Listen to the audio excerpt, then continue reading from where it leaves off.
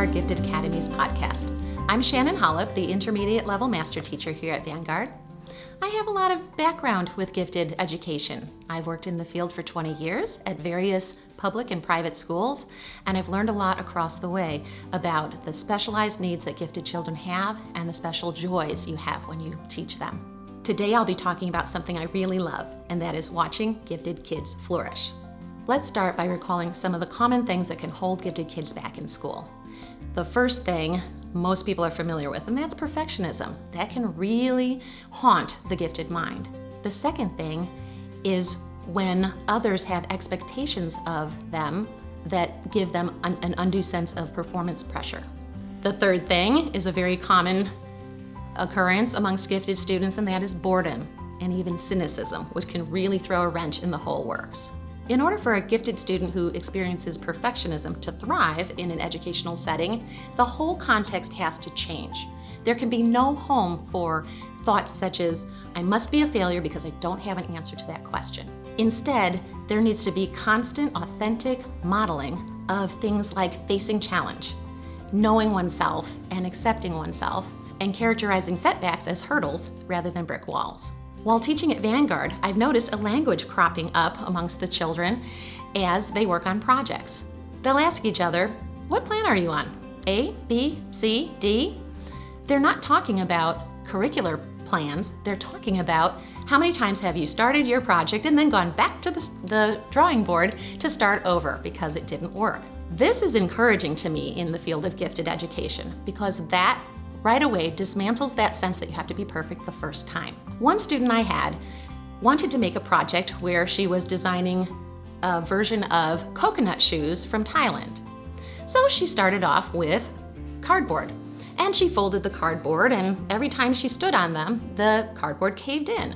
So there goes plan A, B, and C. She switched over to wood, but the wood was hard to shape, plans D, E, and F. Finally, she happened upon styrofoam. This was a substance that could hold her weight and could be painted and shaped to look exactly like the coconut. She was proud of her project, but she was even more proud of the fact that it took her through Plan K to finish it, and that she had persisted through all of that. Her peers were excited for her as well, and that's the kind of support and environmental setting that a gifted student who does suffer from perfectionism really needs in order to fulfill their own sense of satisfaction and success in school. The expectations of others can also provide a tripping hazard for gifted children. Here at Vanguard, we don't use report cards. We don't just hand out report cards and move on. What we do is we have progress reports. And I sit down and talk through these reports with each of the students one-on-one. By the end of the discussion, I'm not going to ask them, are you happy with your grades? What I'm going to ask them is, do you think this accurately describes yourself? This leads to conversations about goal setting and about areas where we can shift approaches and help improvements occur toward independent learning. And this kind of thinking can also translate into self-advocacy. I had one student who saw his math results and agreed with them and wasn't happy with them. He took it upon himself at the age of 9 to type a note to me that said, could you assign me certain websites that I'm familiar with? I think it would really help me get over my aversion to math and help me see the fun and excitement in it.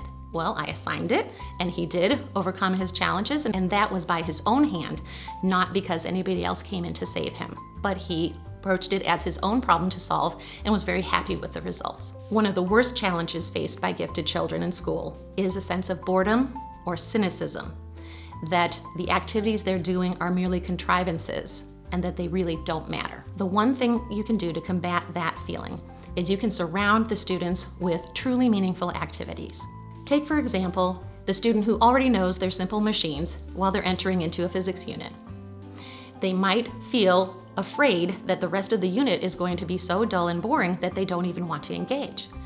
But when I come along and say, hey, I was out on the school property and I noticed a misplaced manhole cover that's so far aside that little animals could fall down into the pit that's left open, I think we better use our physics knowledge to correct that situation.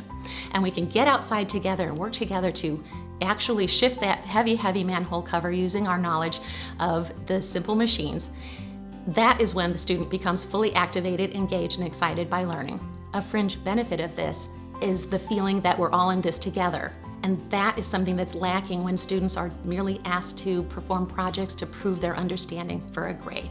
Another example is the tangible difference between knowing a fact and actually really understanding that fact.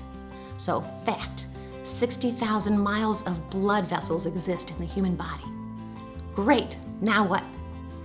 Well, actually, now what could be that you actually realize what that length is. You take some yarn and you start unspooling it, and you wrap it time and time again around cones that are set up around the perimeter of the classroom, and you start realizing, wow, to a certain mathematical factor, 60,000 miles is an awful long amount. And that is all packed inside my little body. And don't forget that you also have to learn how to keep your blood vessels from tangling as you do this activity. If gifted children are going to move from challenge to success, then these are some of the types of things that teachers can do to facilitate that change. As long as these efforts are perceived as meaningful, not only personally, but also in real life, gifted students will flourish. Thank you for listening. I hope you'll join us next time when Stacy Spears talks about why we love teaching gifted children.